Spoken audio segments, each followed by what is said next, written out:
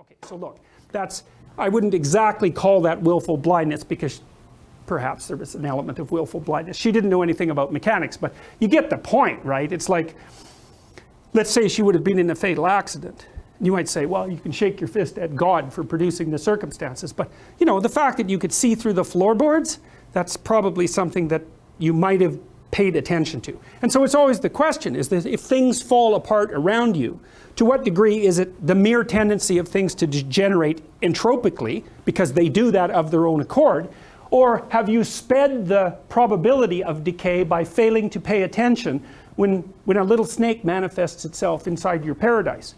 And it's always a question. So, and here's an example, an interesting example, I think. So I thought about the actual floods, like the New Orleans flood.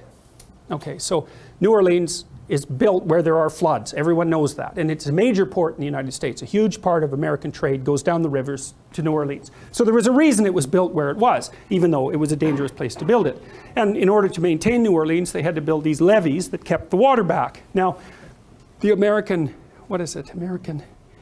Army Corps of Engineers, if I remember correctly, was responsible for building and maintaining the levees and the dikes. Okay. Holland is also built underwater, as you may or may not know, and they built huge dikes to keep the ocean back so they could reclaim the land, and that's basically Holland. Holland is an unbelievably organized society, and part of the reason is it isn't land, it's underwater. And so if you're not bloody well awake in Holland, then the ocean comes in and you all drown. And so the Dutch are very, very careful about such things. And they build their dikes so that they calculate storm intensity, and then they calculate the intensity of the worst storm in 10,000 years, and then they build the dikes to withstand that storm. The Army Corps of Engineers built the dikes in New Orleans to withstand the worst storm in 100 years, and they knew that was insufficient. And New Orleans, Louisiana, is an unbelievably corrupt state, and you can't dump money in there to fix things because people just steal all the money. So, and then nothing gets fixed, and so then what happens? There's a hurricane, and then what happens? There's a flood, and everybody says, why would God send the flood? And the answer to that is, well, was there a flood, or were the dikes not high enough? And that's what's so interesting, is that it's always, this is a great father versus great mother conundrum. If a system fails, is it because of the surround overwhelming the system, or is it because the system was insufficiently awake and doomed itself?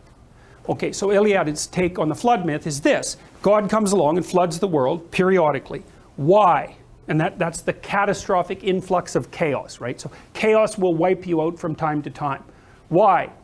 Well, entropy does in your conceptual schemes, and your willful blindness speeds the process. And remember, that's what the Egyptians said about Osiris, right? They said he was a great king, a man of renown, but he was old. But he was also willfully blind. And it was the combination of his age and his willful blindness that allowed Seth to chop him up into pieces and depose him. And so fair enough. It's brilliant, right? It's like, why do states fall apart? Because the structures get old and no one's taking care of them, and people have their eyes closed. And so it's the same situation. It's the same situation in the flood myths. It's like, well, yeah, things fall apart and they're going to flood, but if you were awake enough and you were on top of it, then you could continually stave that off. And actually, partly what you're doing, because you're alive, is staving off entropy. Like, you're an anti-entropic process. It's a really good definition of life. There's a great physicist named Erwin Schrödinger who wrote a book called What is Life? And that's the fundamental thesis of the book. You're always trying to stave off entropy. What's the best way to stave off entropy? Decay, chaos. Keep your eyes open. That's the rule. Shut your eyes, especially to things you know you should see, the flood comes.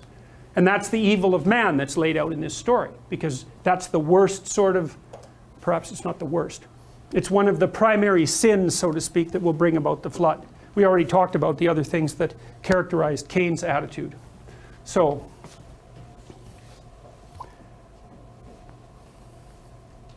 there we go. So God's upset because he'd made man on the earth, and it grieved him at his heart. And God says, I will destroy man whom I have created from the face of the earth, both man and beast, and the creeping thing, and the fowls of the air, for I repent that I've made them.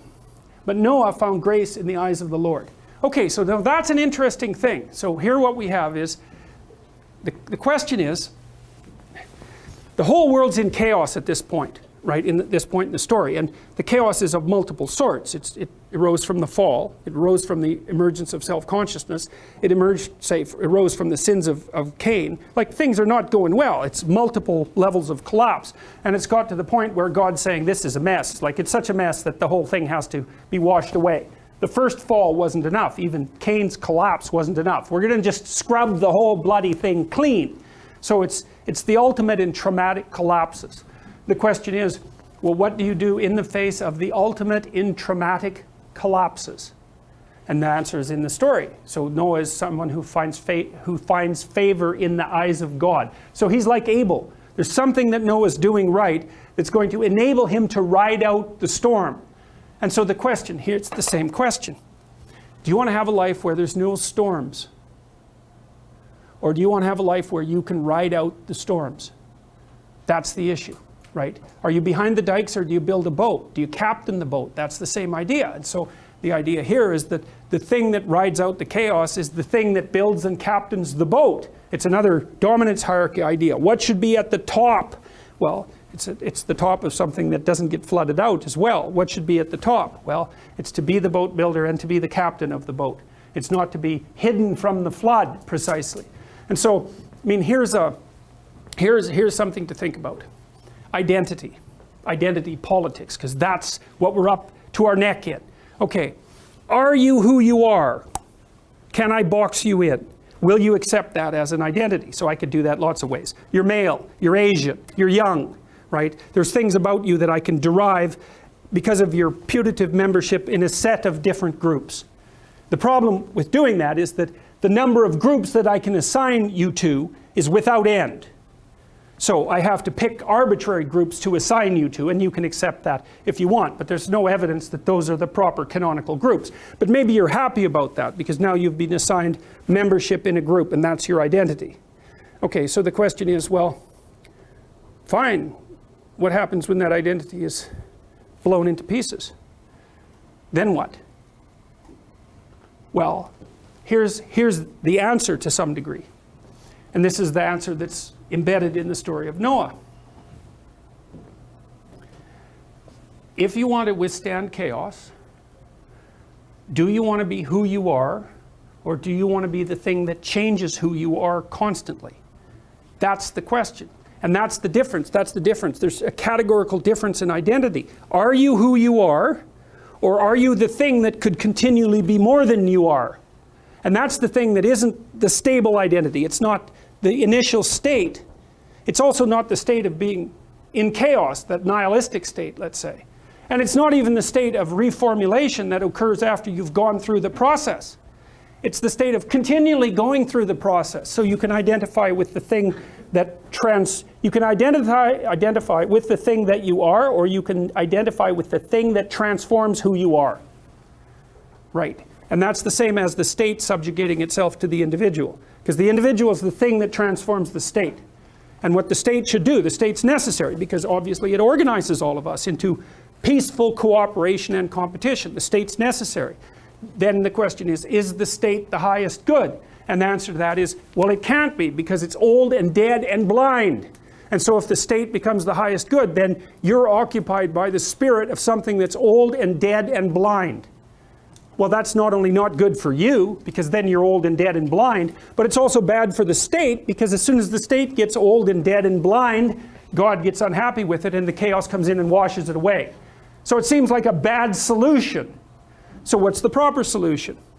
You subordinate your group identity to the identity that transforms your identity, right? And the state subordinates its power to the vision and articulation of the individual, because that's what revives the state. And so that's what these stories are trying to stumble towards, roughly speaking. So Noah found grace in the eyes of the Lord. Why? Well, Noah was a just man and perfect in his generations, and Noah walked with God. Now remember, in the Adam and Eve story, Adam was walking with God to begin with, but then he got all self-conscious and hid behind a bush, and when God came to walk with him, he blamed his wife for his insufficiencies, which I still think that's such an unbelievably comic story. I just can't believe it. It's so absolutely ridiculous. But that's exactly what happened. Well, you have Noah here, and Noah's like another counterpart to some degree to Cain. Noah's a just man, and he walks with God, and so he's oriented properly. And because he's oriented properly, when the flood comes, not only does he manage to get through it as an individual, he manages to get through it with his family, and he roughly saves the world. That's how the story puts it forward. I mean, it's an ark, and it's full of animals, and it's got a child story element to it. In fact, I suspect it probably was a story that was primarily told to children. It's like a fable, but it's a fable with punch, like the Pinocchio story is a fable with punch. It's like, well, yeah, there's going to be a flood. There's always a flood. There's always a flood. So who are you if you want to get through the flood? Well, then you're Noah. You're the thing that builds the boat. You're the thing that acts justly. You're the thing that walks with God. We already know what that means. You identify with the transcendent. That's like Geppetto pointing to the star before the transformation process that occurs with Pinocchio. It's you're identifying with the benevolent spirit of the state. So you have a relationship with the transcendent and the benevolent spirit of the state. And you're also identified with the capacity to generate chaos out of order and the reverse. That's what it means to walk with God, roughly speaking. It's across all of those dimensions. So what does that do? It gives you the power to withstand the flood and to bring people and being itself and civilization along with you. And that's the story of Noah. So it's a precursor. It's another, Abel is a precursor to the idea of the redeeming Messiah, right? Noah is a precursor to the idea of the redeeming Messiah. You could think about them as proto-messiahs or proto-meta-heroes, something like that. And they manifest themselves. They're part of the giants that walked in the past. And they're attempts embodied in story to elucidate the triangle that's at the top of the pyramid, right? The eye that's at the top of the pyramid. So I won't tell you the rest of the Noah story because I don't think it's necessary for us to delve into the more narrative details. But I do want to. So it's a pretty rough, I can point out it's a pretty rough story. Every living substance was destroyed which was upon the face of the ground, both man and cattle and creeping things and the fowl of the heaven. And they were destroyed from the earth. And Noah only remained alive, and they that were with him in the ark. It's a very terrifying story, and it's worth attending to because we are currently in a period of extreme chaos. So, okay, so anyways, works out. God's had enough. He's killed enough. He's killed enough of everything. It's a traumatic occurrence. We can put it that way. The waters recede, and God is done for the time being. And so then this is what happens at the end. So the ark settled down. They're unloading it, and creation is reborn. And so then you think, well, what sets things right again between man and God? And the story says that. Noah built an altar unto the Lord and took of every clean beast and of every clean fowl and offered burnt offerings on the altar. So it's the same idea here. It's the same idea that you started to see emerging in the Cain and Abel story. What is it that sets things right between man and God? Sacrifice. So the flood comes, then Noah makes the proper sacrifices, right? It's part of reestablishing the proper order. He makes the proper sacrifices. And so God is happy with the sacrifices, which is a good thing, given that he's pretty ornery. And the Lord smelled a sweet savor. So remember, I told you before that the reason people thought that this would work was because the smoke would rise up and God would be able to detect whether or not the sacrifice was of high quality. Well, you have it written right there. It's very concretized image of the archetypal spirit, right? The Lord smelled a sweet savor and said in his heart, I will not curse the ground anymore for man's sake. For the imagination of man's heart is evil from his youth. Neither will I again smite any more every living thing as I have done. So that's pretty nice, as Noah's sacrifice actually calms God down to the point where he says, well, I'm not going to wipe everything out again. It's like, well, fair enough, But I would consider it somewhat of a tenuous contract because we've seen more than one example in the recent century where we came bloody close to wiping everything out again. Well, the earth remains seed time and harvest, and cold and heat, and summer and winter, and day and night shall not cease. Neither again will I smite any more every living thing as I have done.